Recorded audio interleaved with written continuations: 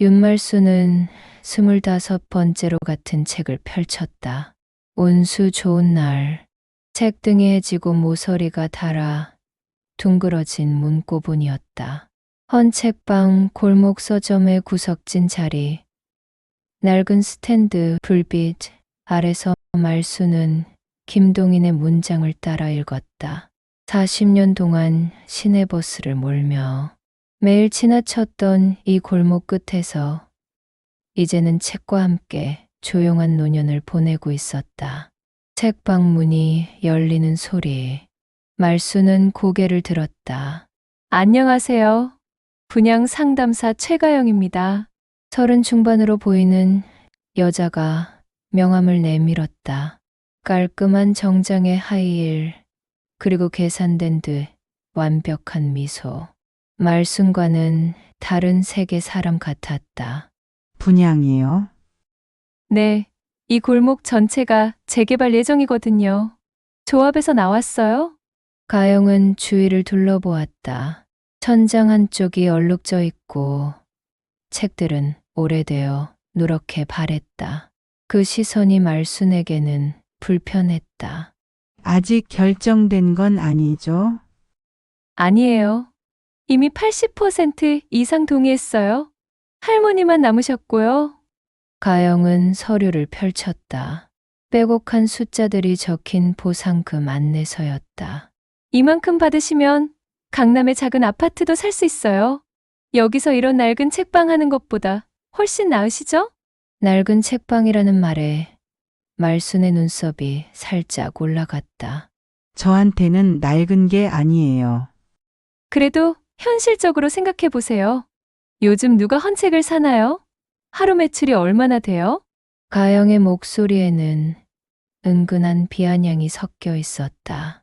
말수는 책을 덮었다. 돈만이 전부는 아니잖아요. 돈이 전부가 아니라고요? 가영이 웃었다. 그럼 뭐가 전부예요? 이 먼지 쌓인 책들이요? 말수는 서가를 천천히 둘러보았다. 누군가 웃음을 터뜨리며 읽었던 소설들, 누군가 눈물을 흘리며 밑줄 쳤던 시집들, 학생들이 꿈을 키우며 읽었던 참고서들, 그 모든 이야기가 이 작은 공간에 살아 있었다. 사람의 이야기요. 이 책 하나하나에는 누군가의 이야기가 들어 있어요. 이야기로 배를 채울 수는 없잖아요. 가영이 비아냥거리자 말수는 잠시 말을 잃었다. 생각해 보세요. 할머니 나이에 이런 곳에서 혼자 뭘 하시려고요? 가영은 명함을 책상 위에 놓고 일어났다. 일주일 드릴게요. 그때까지 연락 주세요. 문이 닫힌 후 말수는 혼자 남았다. 창밖으로 보이는 골목은 여전히 평온했다. 하지만 공기 중에는 무언가 불안한 기운이 떠돌고 있었다. 그날 저녁 뉴스에서 내일부터 장맛비가 시작된다고 했다. 말수는 천장에 얼룩진 자리를 올려다보며 한숨을 쉬었다. 새벽 4시 반, 골목은 고요했다. 최가영은 검은 구두를 깊숙이 눌러쓰고 골목 서점 주변을 살폈다. 며칠 전 미리 확인해둔 건물 뒤편 배수시설. 오늘만큼은 완벽한 날이었다. 기상청에서 예보한 대로라면 오후부터 물폭탄이 쏟아질 예정이었다. 관리 점검 나왔습니다. 가영은 미리 준비한 가짜 업체 조끼를 입고 관리실 야간 직원을 속였다. 졸린 눈을 비비던 직원은 대수롭지 않게 마스터키를 건네주었다. 지하층 뒷문을 열자 습한 공기가 얼굴을 스쳤다. 가영은 휴대폰 플래시로 주변을 비추었다. 낡은 배수마기가 골목 쪽 빗물 유입을 막고 있었다. 저것만 치우면 오늘 오후 폭우는 자연스럽게 지하 책방으로 흘러들 것이다. 할머니, 미안해요. 하지만 이것도 현실이에요. 가영은 망설임 없이 배수마기를 드러냈다. 생각보다 쉽게 빠졌다. 오래된 시설이라 고정 장치도 헐거워져 있었다. 빈 공간으로 벌써 물이 스며들기 시작했다. 오전 7시 윤말수는 평소처럼 골목 서점 문을 열었다. 운수 좋은 날을 읽다 말았던 곳에서 책을 펼쳤다. 하지만 오늘은 왠지 집중이 되지 않았다. 어젯밤 최가영의 말들이 자꾸 머릿속에 맴돌았다. 낡은 책방. 말수는 서가를 둘러보았다. 정말 낡긴 했다. 하지만 그 낡음 속에는 수많은 사람들의 흔적이 있었다. 책장 귀퉁이에 접힌 자국, 연필로 그어진 밑줄들, 책갈피로 끼워둔 버스표들까지. 오전 10시 빗줄기가 굵어지기 시작했다. 처음엔 평소와 다를 바 없었다. 말수는 차분히 책을 정리하며 하루를 보냈다. 그런데 오후 2시경 이상한 소리가 들려왔다. 뭔가 스며드는 소리. 뭐? 말수는 고개를 들었다. 책방 안쪽 구석에서 물이 스며나오고 있었다.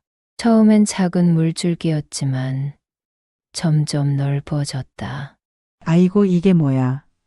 말수는 급히 걸레를 가져와 물을 닦았다. 하지만 닦아내는 속도보다 스며드는 속도가 빨랐다. 바닥에 놓인 책 상자들이 젖기 시작했다. 관리사무소에 연락해야지. 전화를 걸었지만 통화 중이었다. 1번, 2번, 6번째 시도에서야 연결됐다. 여보세요?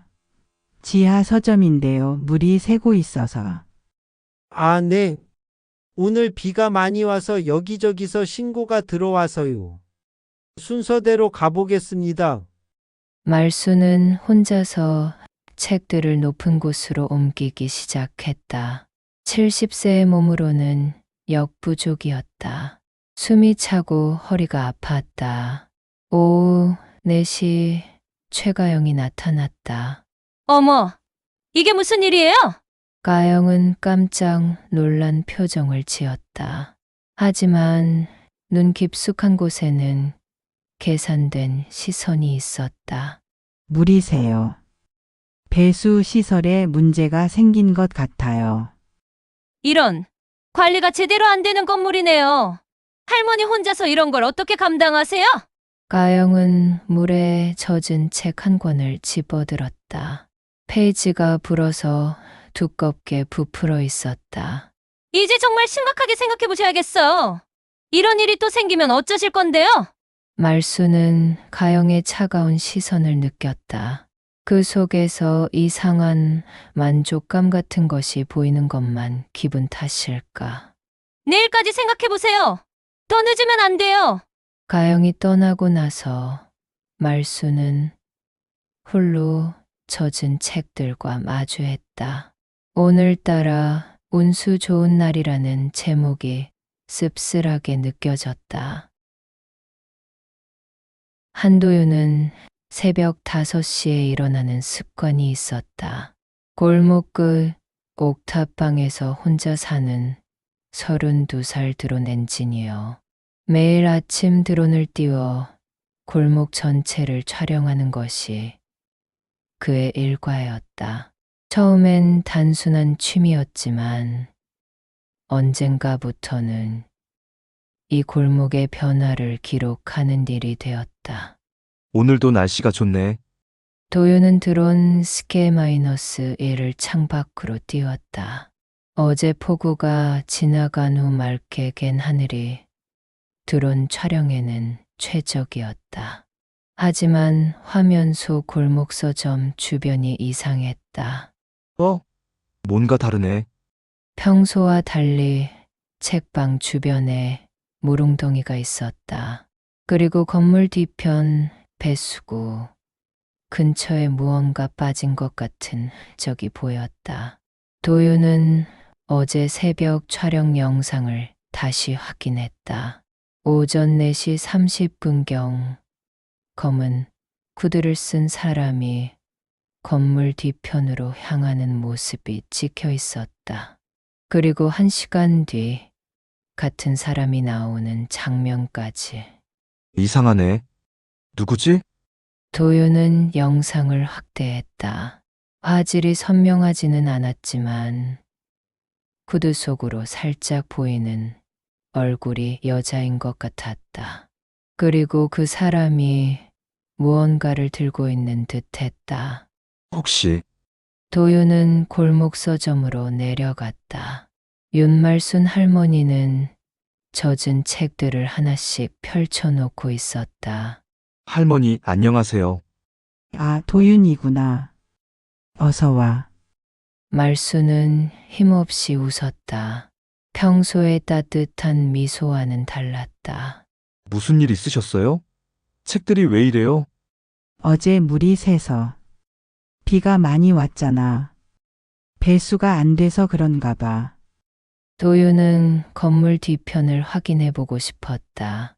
말순의 허락을 받고 뒷문으로 나가 보니 배수마기가 없어져 있었다. 할머니, 여기 원래 배수막이 있었죠? 응, 분명히 있었는데 비에 떠내려간 건가? 도윤은 고개를 저었다. 마기가 저절로 떠내려갈 만한 물의 양은 아니었다. 그리고 주변에 떨어진 흔적도 없었다. 할머니, 혹시 어제 새벽에 이상한 소음 들으신 적 없어요? 글쎄, 잠을 잘 못 자서 기억이 안 나네. 도윤은 다시 옥탑방으로 올라가 영상을 자세히 분석했다. 그때 옆집 스튜디오에서 인사하는 소리가 들렸다. 도윤 씨, 안녕하세요. 사진가 오혜림이었다. 골목으로 이사 온 지 1년 된 30대 초반의 여성이었다. 혜림 씨, 혹시 어제 새벽에 이상한 거 보신 적 있어요? 어제 새벽요? 글쎄. 아, 맞다. 타임랩스 카메라 확인해 볼게요. 혜림은 스튜디오로 들어가 카메라를 확인했다. 그녀는 골목의 변화하는 모습을 담기 위해 24시간 타임랩스 촬영을 하고 있었다. 이거 봐요. 화면 속에 검은 후드를 쓴 여자가 건물 뒤편으로 들어가는 모습이 선명하게 찍혀 있었다. 그리고 무언가를 들고 나오는 장면도. 이 사람 누구예요? 도윤은 며칠 전 골목 서점에서 본 여자를 떠올렸다. 분양 상담사라고 했던 그 여자와 체형이 비슷했다. 혜림 씨, 이거 증거가 될 것 같은데요. 정말요? 그럼 할머니한테 알려드려야죠. 두 사람은 급히 골목 서점으로 내려갔다. 말수는 여전히 젖은 책을 말리고 있었다. 할머니, 이거 보세요. 도윤이 휴대폰으로 영상을 보여주자 말순의 얼굴이 굳어졌다. 이게 정말이야? 네, 어제 새벽 4시 30분경입니다. 누군가 일부러 배수마기를 치운 거예요. 말수는 깊은 한숨을 내쉬었다. 그럼 고의였다는 얘기네? 화면 속 여자의 뒷모습을 보며 말수는 최가영의 차가운 시선을 떠올렸다. 그리고 어제 물난리가 난 후 나타나서 보인 그 이상한 만족감을. 세상에, 이럴 수가. 말순의 목소리는 떨렸지만 동시에 분노가 차오르고 있었다. 도윤이와 혜림이 보여준 영상이 머릿속에서 떠나지 않았다. 윤말수는 그날 밤 젖은 책을 말리다 말고 손을 멈췄다. 책장마다 빗물에 젖어 찌그러진 책들이 놓여 있었지만 그녀의 시선은 그 책들이 아니라 마음속 깊은 곳에서 솟구치는 분노에 닿아 있었다. 책이야 다시 구하면 된다 하지만 사람의 악의는 그녀는 중얼거렸다. 할머니, 경찰에 신고하는 게 어떨까요? 다음 날 아침 도윤이 옥탑방으로 찾아왔다. 그 말에 혜림도 고개를 끄덕였다. 영상이면 충분히 증거가 될 거예요. 누군가 의도적으로 한 게 맞잖아요. 하지만 말수는 쉽게 대답하지 못했다. 경찰에 신고한다는 것은 단순히 한 사람을 고발하는 일이 아니라 이 골목 전체를 뒤흔드는 일이 될지도 모른다는 생각이 들었기 때문이다. 아직은 때가 아닌 것 같아. 하지만 이대로 당하고만 있진 않을 거야. 그날 오후 최가영이 다시 나타났다. 어머, 아직도 정리 중이세요? 고생 많으시네요. 여전히 완벽한 미소. 그러나 눈빛은 차갑게 빛났다. 말수는 잠시 그녀를 똑바로 바라보다가 의도적으로 낮은 목소리로 말했다. 가영 씨 어제 새벽에 여기 왔었죠? 가영의 눈동자가 미세하게 흔들렸다. 하지만 곧 웃음을 지으며 능청스럽게 대답했다. 무슨 말씀이세요? 전 집에서 푹 자고 있었는데요.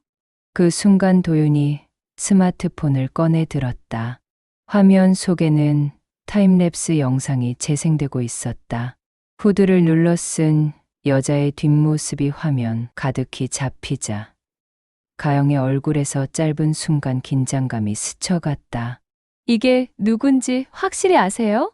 그녀는 다시 미소를 지었지만 목소리에는 억지로 눌러 담은 당황이 배어 있었다. 코드 쓴 사람은 누구든 될 수 있잖아요. 함부로 오해하면 곤란합니다. 말수는 눈을 가늘게 뜨고 가영을 바라봤다.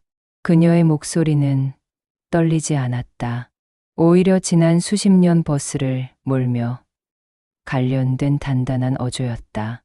이 골목에서 무슨 일이 일어나는지 이제 나 혼자가 아니라는 걸 아셔야 할 겁니다.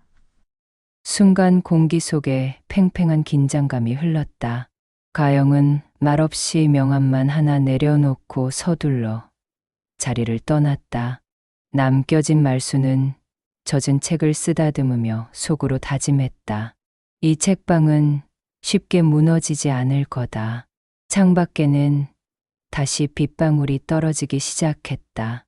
그러나 이번엔 말순의 눈빛이 흔들리지 않았다. 비가 내리는 골목 위로 보이지 않는 균열이 서서히 번지고 있었다. 제5장 다시 켜진 불빛. 일주일 후 골목 서점은 완전히 달라져 있었다. 최가영은 약속대로 매일 나와 젖은 책들을 정성스럽게 말리고 있었다. 처음엔 어색했지만 점차 말순과 자연스럽게 대화를 나누게 되었다. 할머니, 이 책은 어떻게 처리할까요? 가영이 물에 심하게 젖은 시집을 들어 보였다. 표지가 벗겨지고 페이지들이 달라붙어 있었다. 버려야겠네. 너무 상했어. 아까워라. 누군가 정말 아끼던 책 같은데. 가영의 목소리에 안타까움이 묻어났다. 일주일 전에 그녀와는 사뭇 달랐다. 가영아, 내가 이렇게 도와줘서 고마워. 죄송한데 무슨 고마우실 말씀을. 제가 한 일인데요. 그때 한도윤이 큰 상자를 들고 들어왔다. 할머니, 드론 촬영한 골목 영상들 정리해서 가져왔어요. 영상을? 골목 기록 프로젝트예요. 이 골목의 하루하루를 담은 영상들이에요. 도윤은 노트북을 켜고 영상을 재생했다. 새벽부터 저녁까지 골목에서 벌어지는 소소한 일상들이 담겨 있었다. 학교 가는 아이들, 출근하는 직장인들, 그리고 골목 서점을 찾는 손님들. 와, 이렇게 많은 분들이 오시는구나. 가영이 놀라며 말했다. 응, 생각보다 많지. 젊은 사람들도 꽤 와. 오혜림이 스튜디오에서 사진들을 가져왔다. 할머니, 이것도 보세요. 골목의 이야기들 전시 준비했어요. 사진 속에는 책을 읽는 사람들의 모습이 담겨 있었다. 할머니가 아이에게 책을 읽어주는 모습, 대학생들이 토론하는 장면, 연인들이 함께 시집을 보는 순간들. 이 모든 이야기들이 이 작은 공간에서 벌어진 일들이에요. 혜림의 말에 가영이 깊게 생각에 잠겼다. 할머니, 저 정말 큰 실수를 했네요. 뭐가? 이 책방을 없애려고 했던 게요. 이렇게 소중한 곳인 줄 몰랐어요. 말수는 미소를 지었다. 가영아, 처음엔 모르는 게 당연해.